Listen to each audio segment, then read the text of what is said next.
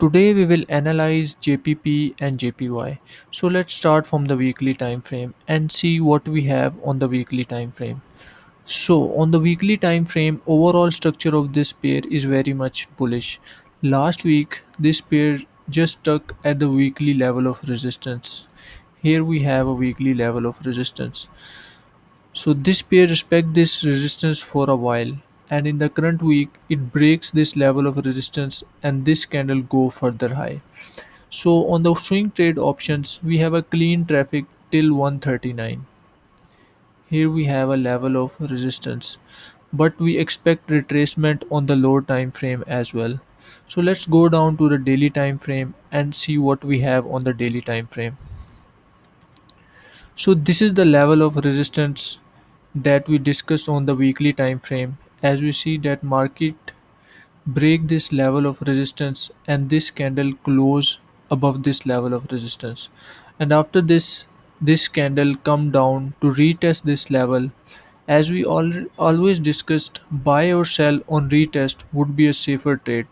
So here we see that market come down to retest this level of resistance support and go up.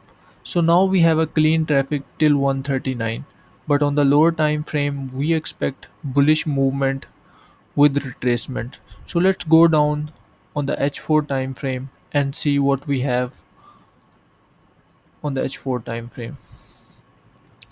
So here we have a very good trade setup structure for this pair. So this is the resistance that market break and come down to retest this level and go above. So first here we have a, so we expect that market go above 137,319 and get respect this area, and after that we expect a retracement for this pair, and we expect that market come down to create some sort of support at this zone, and then we expect further high for this pair, because market cannot go in one way direction directly go up.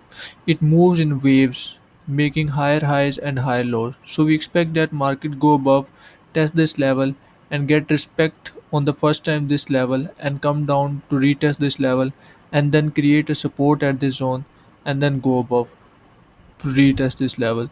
So we have to wait for the market to come down, retest this level, and then we look for the buy option at this zone, and our target would be this zone. So this is all we have for this pair.